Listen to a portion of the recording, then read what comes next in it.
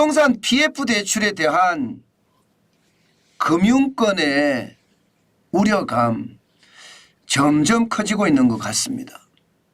자꾸 뉴스가 만들어지고요. 새로운 게 툭툭 튀어나오잖아요. 그 말은요. 위기가 그만큼 말입니다. 커진다는 뜻입니다. 이번에는요. 5년새 건설사 PF 보증 증가율을 발표했습니다. 와, 이거 보니까 엄청납니다.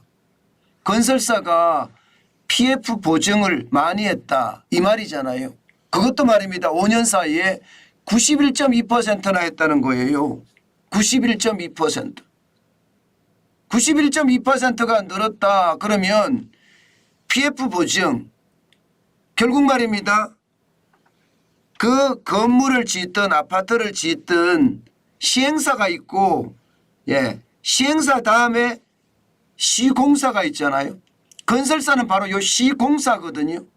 그런데 시공사가 시행사의 프로젝트를 보증을 해주는 거예요. PF 대출을. 어디다? 금융권에다가. 만약에 이 사업이 틀어지면요. 시행사가 망할 수 있겠죠. 왜? 금융사가 자금을 회수하니까.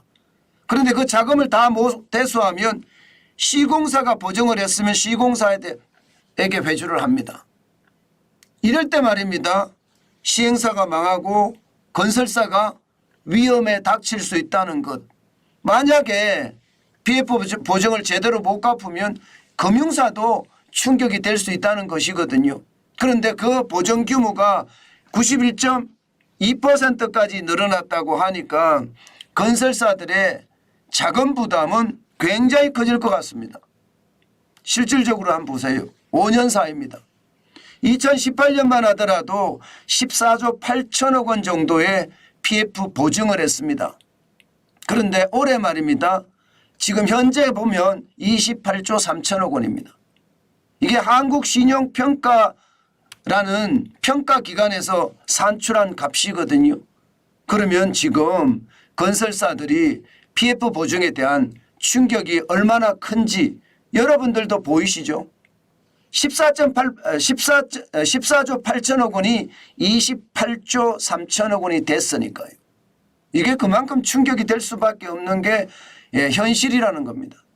야, 이게 PF 보증이라는 게 이 정도로 충격적인가 싶을 정도입니다. 그런데 이 PF 보증을 했다는 회사가 건설사 중에 16개라고 합니다. 16개. 지금 한국신용평가 등급을 보유한 건설사 중에 PF 보증을 한 건설사는 16개인데 그 16개의 합산이 28조 3천억 원. 적지 않지요. 이게 적지 않습니다. 결국은 이게 충격이 된다는 이야기거든요. 저는 이 충격이 지금 시장에는 어떻게 이게 반응을 할지 사실 굉장히 두렵기만 합니다. 지금 현재로 보면 말입니다. 태영건설에 대한 위기감 계속 이야기가 나오잖아요. 태영은 아니다. 우리는 위기 아니다. 이렇게 이야기를 하지만 지금 PF 대출에 대한 보증 규모가 태영건설이 4조 5천억 원이나 되니까 위기라는 이야기를 자꾸 하고 있습니다. 국가보증 SOC PF는 1조가 되고요. 국가보증이니까 문제가 없다는 거겠죠. 그 다음에 분양 75%가 된 PF 이건 1조 원 규모고요. 나머지 PF가 2조 5천억 원인데 나머지 PF 2조 5천억을 막기가 급급하다. 오죽했으면 윤세영 창업주가 지금 전면에 나섰겠느냐.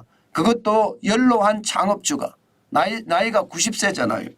그러니까 건설업계의 위기는 점증되는 것 같아요. 점점 커지는 것 같습니다. 지금 위기가 커지는 것을 보면 그만큼 PF 대출에 대한 위험성이 커지고 있다. 이런 말과도 일맥상통한 거죠. 그럴 수밖에 없을 겁니다. 지금 건설사들이 미분양에 묶여있는 자금이 엄청나기 때문에요. 2022년 이게 뭐 미분양이 그렇게 많지는 않았어요. 그러다가 7월부터 늘어나기 시작하더니 7월에 31,284 가구가 났었거든요. 그러던 것이 올해 2월에 75,438가구로 최대치를 찍었고요. 10월에는 58,299가구까지 찍었습니다. 문제는요, 건설사마다 미분양을 제대로 발표를 안 하는 데 있습니다. 미분양이 났다 그러면 다음 분양이 안 되는 것은 물론이고요. 이게 회사에 치명적인 타격을 주기 때문에 미분양을 제대로 밝히지 않는다는 것. 그러면 실질적으로는 미분양은 이거보다 더 많을 거고요. 여기에 묶인 자금은 훨씬 더 클 거다. 이렇게 예상하고 있는 게 더 충격을 줄 수 있는 규모고요. 또한 말입니다. 정부의 인식도 미분양의 위험 수위가 6만 2천 가구라고 이야기를 했는데 실제 현장에서 말하는 건설사들의 위험 수위는 5만 가구가 조금 넘는 것, 5만 2천 가구, 5만 5천 가구 이야기하거든요. 그러면 미분양의 위험 수위에 대해서도 정보와 시각차가 있는 거니까, 그죠? 현실에서는 건설사들이 더 많이 무너질 수밖에 없는 게 현실이잖아요. 지금 말입니다. 건설사들 폐업하는 것을 보면 실제로 충격적입니다. 그만큼 말입니다. 위험의 강도가 굉장히 커진다는 거고요. 그 강도가 앞으로 어떻게 더 커질지 거기에 대한 충격은 아마도 부동산 PF 대출에 대한 어떤 연체가 줄어드는 것 아마 거기에 달려 있지 않을까 지금은 그렇게 생각을 합니다. 그 정도로 말입니다. 지금 충격적인 수준이 돼 간다는 뜻입니다. 게다가 말입니다. PF 대출에 대한 상황도 결코 쉽지 않습니다. 왜냐하면 PF 대출 이전에 토지를 매입할 때 사용했던 브릿지론 이것도 만만치 않거든요. 이것도 지금 전체 추정 규모는요 30조 정도가 될 거고요. 이게 손실이 나는 규모는 적어도 30조 중에 15조가 될 거라는 그런 전망까지 나옵니다. 나이스 신용평가에서는요. 아마도 30에서 50% 정도 손실이 나서 최대 15조까지도 손실이 난다.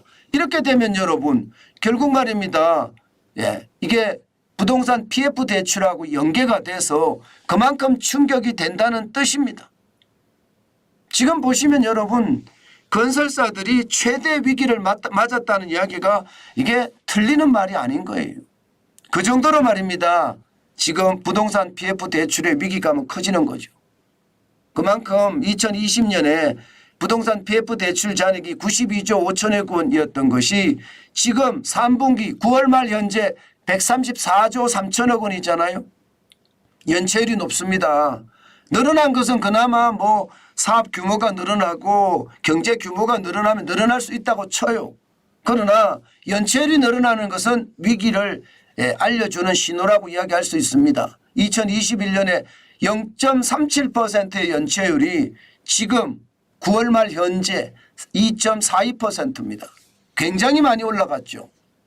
2.42%의 연체율에다가 그러면 전체 규모는 134조 3천억 원에다가 여기에 금융권의 브릿지론 30조까지 더해진다면 저는 충격은요 당연히 무섭게 다가올 거라고 생각을 합니다. 그 충격의 규모가 말입니다. 한꺼번에 오면 더 충격이 되고요. 천천히 순차적으로 오면 덜 할 텐데 지금 현재까지를 보면 여러분 이게 한꺼번에 온다는 생각이 많이 들어요. 왜 한꺼번에 온다는 생각이 드느냐. 건설사들이 망하는 걸 보면 지금 굉장히 빠른 속도로 망하거든요. 종합건설사가 11월 현재 366개가 망했습니다. 작년 대비해 보면 71%가 늘어난 숫자고요. 작년에는 214개가 늘어난 수준이었거든요. 여기에다 전문건설사 이게 2,095개예요. 2,000개가 넘어섰습니다. 이제 2,000개. 전문건설사하고 포함하면 종합건설사와 전문건설사를 포함하면 2,095개. 그러니까 속도가 굉장히 빠르고요. 빠른데 더 큰 문제는 이게 많은 건설회사들이 줄줄이 무너지고 있다는 사실입니다. 저는 이것을 보면서요. 결국은요. 건설사들 중에도요. 도급순위가 100위 안에라고 하는 대형 건설사 중에도 저는 충분히 위기를 맞는 그런 건설사가 생길 수밖에 없다. 그만큼 지금 건설사는 최대 위기를 맞았다. 그렇게 충분히 생각할 수 있습니다. 때문에 여러분 조심하시고 진짜 조심하셔야 돼요. 그만큼 말입니다. PF가 지금 건설사를 쥐고 흔들고 있는 겁니다. 문제는 여기서 끝나지 않을 거라는 데 있잖아요. 건설사들이 줄줄이 망했을 때 건설사들이 은행권으로부터 돈을 빌렸을 거란 말입니다. 그 돈의 규모가 만만치가 않습니다. 은행권으로 빌린 규모가. 그중에서도 이금융권의 규모는 더 심각하죠. 이금융권의 규모는. 지금 보시는 것처럼 이금융권의 규모가 적지 않잖아요. 보험사는 그나마 뭐 43조 3천억 원이라고 하지만 갚을 수 있다고 쳐요. 1금융권은 44조 2천억 원인데 이것도 연체율이 낮으니까 갚을 수 있다고 치지만 나머지 여신 전문 금융기관은 26조고요. 저축은행은 9조 8천억 원, 상호금융은 4조 7천억 원입니다. 증권사는 6조 3천억 원이고요. 이게 연체율이 굉장하거든요. 연체율을 보면 증권사는 13.85%입니다. 상호금융도 늘었다고 했잖아요. 4.18%. 상호금융이 농협입니다. 축협이고. 저축은행도 늘었습니다. 5.56%로 늘었습니다. 4.61%에서. 여신 전문 금융기관도 3.89%에서 4.43%로. 이렇게 되면 말입니다. 실질적으로 PF 대출이 건설사 위기, 맨 먼저 시행사의 위기가 오고요. 그다음에 시공사인 건설사의 위기가 오고요. 이게 확장돼서 저는 건설사의 위기까지 커지면요. 결국은 제2금융권까지 큰 타격이 발생할 수 있다는 것 지금 시장에서는 보입니다. 오죽했으면 이복현 금융감독원장이 PF 대출에 대한 구조조정을 해야 되겠다 이런 말을 했을까요? 저는 이 말 속에 모든 것을 설명하고 할 수 있다고 생각합니다. 그만큼 시장의 위협이 커졌다는 거고요. 그 위협을 지금 구조조정하지 않으면 감당할 수 없을 수도 있다. 뭐 그런 이야기까지 저는 할 수 있다고 봅니다. 그 정도로 말입니다. 여러분 시장은요 예상하고 다릅니다. 예상하고. 이게 위기를 막기에 급급하느냐 아니면 위기를 뚫고 나가느냐 이게 문제인데 현재까지는요 위기를 막기에 급급한다 이렇게밖에 생각이 안 들고요. 이게 계속되고 오래 가잖아요. 오래 가면 오래 갈수록 저는요 건설사의 위기는 더 커지고요.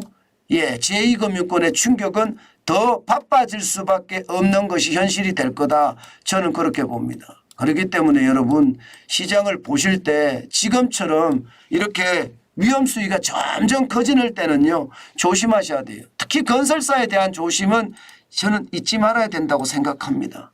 건설사 자칫 잘못 대응하다가는요 저는 큰 코를 다칠 수도 있겠다 그런 생각도 하거든요. 지금 건설사에 대한 것은 그만큼 위기 수준에 있으니까 조심하시면서 시장을 보시고요. 또 내가 건설사에 대한 위기가 그만큼 커진다는 것도 한 번쯤 인식하시고 시장을 바라봐야 되겠다. 그 말씀 제가 꼭 강조해서 드립니다. 강조해서 드립니다. 그 정도로 지금 시장에 부동산 PF 대출에 대한 위기감은 커졌다. 그런 얘기예요. 아마 이번 주 내내 말입니다. 부동산 PF 대출에 대한 어떤 이야기들이 경제 전체에 가장 큰 이슈가 아닐까 저는 그렇게 생각합니다.